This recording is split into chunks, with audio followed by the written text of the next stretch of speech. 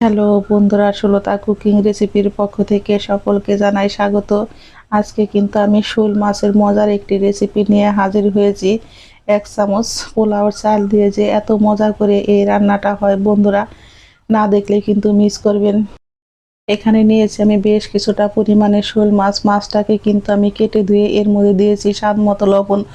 এখন আমি এর মধ্যে দিয়ে দিব পরিমাণ মতো মশলা আর দিয়ে দিব অল্প পরিমাণে একটু সর্ষের তেল। মাছটাকে আমি মেখে এক সাইডে রেখে দিব। চলে যাব চুলায়। কড়াইতে দিয়েছি আমি পরিমাণ মতো সরিষার তেল, একটা তেজপাতা, এলাচ, দারচিনি আর দিয়েছি একটা শুকনা মরিচ। এর মধ্যে ফোড়ন দিয়েছি আমি গোটা জিরে। ফোড়নটা আমার রেডি হয়ে গেছে। এখন আমি এর মধ্যে দিয়ে দিব বেটে রাখা কাঁচামরিচ বাটা আর দিয়ে দিব আমি আদা আর জিরা বাটা। মশলাগুলোকে কিন্তু আমি তেলের সঙ্গে বেশ ভালো করে এইভাবে লো আঁচে ভেজে নিব 2 থেকে 3 মিনিট, যাতে কাঁচামরিচ আর আদা জিরার গন্ধটা না থাকে। কাঁচা গন্ধ থাকলে কিন্তু তরকারিটা খেতে ভালো লাগে না। এখন আমি এর মধ্যে দিয়ে দিব স্বাদ মতো লবণ, হলুদের গুঁড়া, মরিচের গুঁড়া, ধনিয়ার গুঁড়া। মশলাগুলো কিন্তু আমার একসঙ্গে মিশিয়ে ভাঙানো, সেই জন্য আমি 1 চামচ পরিমাণে দিয়েছি। এখন অল্প পরিমাণে একটু জল দিয়ে মশলাটাকে কিন্তু বেশ ভালো করে কষিয়ে নেব। মশলাটা যত ভালো করে কষানো হয় তরকারিটা কিন্তু খেতে ততটাই পরিমাণে মজার হয়। আমার মশলা থেকে কিন্তু তেল উঠে এসেছে। আমি মশলাটাকে কিন্তু খুব সুন্দর করে এইভাবে আস্তে আস্তে কষিয়ে নিয়েছি। এখন এর মধ্যে দিয়ে দেব মেখে রাখা মাছগুলো। এইভাবে একবার হলো একদিন তরকারি রান্না করে খেয়ে দেখবেন। আশা করি একদিন তরকারি রান্না করে খেলে বারবার খেতে চাইবেন, এতটাই পরিমাণে মজার হয়েছে। আর এই মাছের তরকারিটা এতটাই পরিমাণে মজার হয়েছিল বন্ধুরা, বলে বোঝানো যাবে না। যদি ভালো লেগে থাকে অবশ্যই একটা লাইক, কমেন্ট, শেয়ার করতে ভুলবেন না। যারা আমার নতুন বন্ধু আছেন অবশ্যই এই চ্যানেলটিকে একটা সাবস্ক্রাইব করবেন।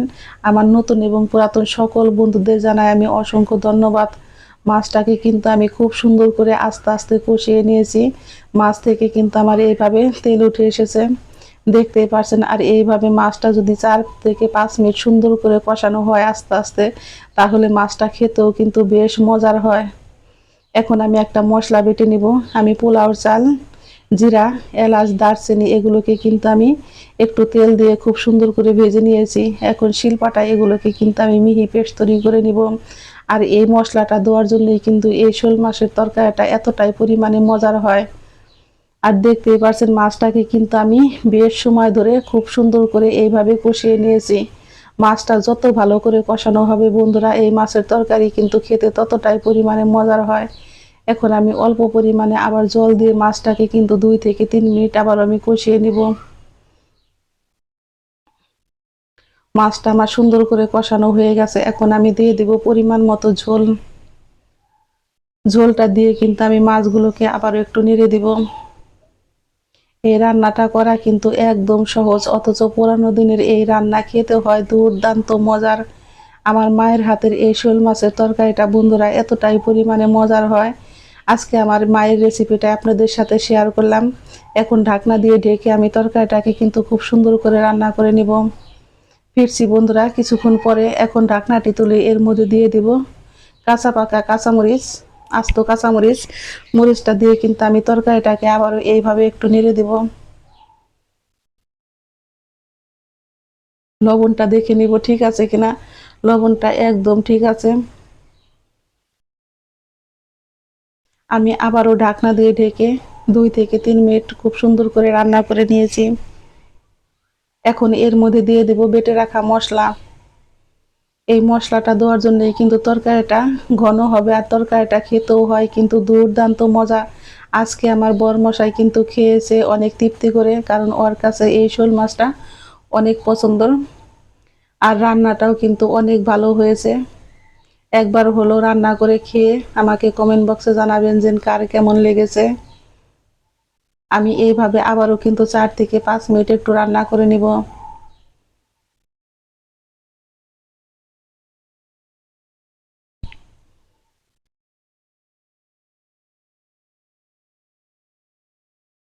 দেখতেই পারছেন তরকারিতে কিন্তু আমার কত সুন্দর তেল উঠে এসেছে। আমার রান্নাটা কিন্তু এখন একদম কমপ্লিট হয়ে গেছে। এইভাবে ঢাকনা দিয়ে ঢেকে রান্না করলে লো আছে তরকারিটা কিন্তু এইরকমই মাখো মাখো হবে, তখন বুঝতে পারবেন তরকারিটা একদম রেডি হয়ে গেছে। তরকারিটা দেখতে যেমন সুন্দর হয়েছে, খেতেও হয়েছে কিন্তু গরম ভাতের সাথে সেই স্বাদ। এখন আমি চুলাই থেকে নামিয়ে নিব, আর নামিয়ে গরম গরম ভাতের সাথে বন্ধুরা পরিবেশন করব। কার কেমন লেগেছে অবশ্যই আমাকে কমেন্ট বক্সে জানাবেন। সকলেই ভালো থাকবেন, সুস্থ থাকবেন। আমি আবারও ফিরবো নতুন নতুন কোনো রান্নার রেসিপি নিয়ে। আমার রান্নাটা সম্পূর্ণ রেডি হয়ে গেছে, আর দেখতেই পারছেন গ্রেভিটা কত ঘন হয়েছে। ঝটপট তৈরি হয়ে গেল আমার শোল মাছের তেল ঝাল। সকলেই ভালো থাকবেন, সুস্থ থাকবেন। ধন্যবাদ সবাইকে।